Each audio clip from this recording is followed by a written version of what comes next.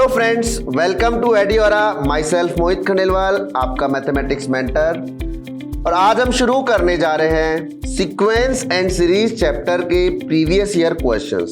Specially जो JEE mains exam में पूछे गए हैं उन सभी क्वेश्चंस को हम डिस्कस करेंगे, जिससे आपको एक ब्रीफ आइडिया मिलेगा कि किस टाइप के क्वेश्चंस इस चैप्टर से पूछे जाते हैं, इस पर्टिकुलर चैप्टर का वेटेज कितना है, एग्जाम से कितने क्वेश्चंस आते हैं और किस पर्टिकुलर एरिया पर आपको फोकस करना है, जिससे एग्जाम में आप ज़्यादा मार्क्स स्कोर करें। तो चलिए स्टार्ट करते हैं सीक्वेंस एंड सीरीज के प्रीवियस ईयर क्वेश्चंस। देखिए क्या है।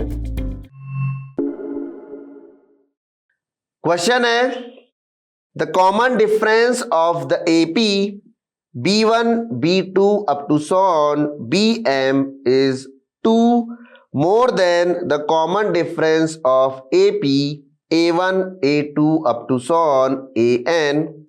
आगे बोला गया है, if A40 is equals to -159 and A100 is equals to -399 and B100 is equals to A70, then B1 is equal to, option है आपके, ए ऑप्शन है 127, बी ऑप्शन है 81, सी ऑप्शन है -127 और डी ऑप्शन है -81। ये क्वेश्चन जेईई मेंस 2020 में पूछा गया था। ट्राई करके देखिए और बताइए कैसे इसे सॉल्व करेंगे। तो यहां देखिए इस क्वेश्चन को कैसे करेंगे। क्वेश्चन को समझते हैं। हमें बोला गया है कि एक एपी है B1, B2 up to so on Bm। उस एपी का कॉमन डिफरेंस एक दूसरी एपी है A1, A2 up to so on An, इसके कॉमन डिफरेंस से 2 ज्यादा है, ये बोला गया है। इसके बाद आपको कुछ पर्टिकुलर टर्म्स भी दे रखी है। वो क्या है, A40 इज इक्वल टू -159 दे रखा है, A100 इज इक्वल टू -399 दे रखा है, फिर B100 is equal to A70 दे रखा है और आपसे B1 की वैल्यू पूछी गई है। यही पूछा गया है, क्या करें।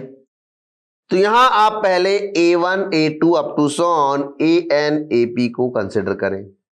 तो इसका कॉमन डिफरेंस मान सकते हैं D, ठीक है। और यहां अगर आप इसमें देखें तो आपको A40 गिवन है -159, that means A1 plus 39D is equal to -159 दे रखा है। इसी तरह आपको A100 दे रखा है -399, that means A1 plus 99D आपको दे रखा है -399। तो यहां आपको A1 और D में 2 इक्वेशन मिल रही है। A1 plus 39D is equal to -159 and A1 plus 99D is equal to -399। इन दोनों को सब्ट्रैक्ट करेंगे तो A1 कैंसिल आउट होगा, आपको यहां मिलेगा 60D is equal to -240, that means D is equal to -4। D-4 substitute करेंगे किसी भी एक इक्वेशन में तो आपको A1 की वैल्यू मिलेगी -3, ठीक है। A1 पता चल गया और D पता चल गया। अब हम दूसरी AP जो आपको गिवन है उसको देखते हैं, B1, B2 up to so on Bm, ठीक है। हमें ये बोला गया है कि इस पर्टिकुलर AP का कॉमन डिफरेंस जो दूसरी एपी है A1, A2 up to so on An, उसके कॉमन डिफरेंस से 2 ज्यादा है। तो हमने A1, A2 up to An इसका कॉमन डिफरेंस देखा है -4, तो B1, B2 up to so on Bm इसका कॉमन डिफरेंस क्या हो जाएगा, -2 हो जाएगा। तो यहां हमें कॉमन डिफरेंस -2 मिला। आपको यहां कंडीशन गिवन है B100 is equal to A70, ये गिवन है। तो B100 आपका होगा B1 प्लस 99 इंटू -2 और A70 आपका होगा a1 प्लस 69 इंटू -4। तो यहां a1 की वैल्यू आपने देखी -3 आई, यहां पे सब्स्टिट्यूट करें वैल्यूज तो आपको मिलेगा b1 plus 99 into -2 is equal to -3 plus 69 into -4। इसे आप फर्दर सिंप्लीफाई करेंगे तो आपको मिलेगा b1 is equal to 198 minus 279 which is nothing but b1 is equal to -81, जो कि आपको ऑप्शन डी में दे रखा है। तो D is the right answer. Clear? समझ में आया? आसान सवाल था। इसके बाद अगला सवाल देखते हैं। देखिए क्या है। Let A B C D and P be any non zero distinct real numbers such that A square plus B square plus C square whole multiplied by P square -2 into A B plus B C plus C D multiplied by P plus B square plus C square plus D square is equal to 0। Then options हैं आपके। A option है A C P are in G P. Option B है A B C D are in G P. Option C है A B C D are in A P and option D है A C P are in A P.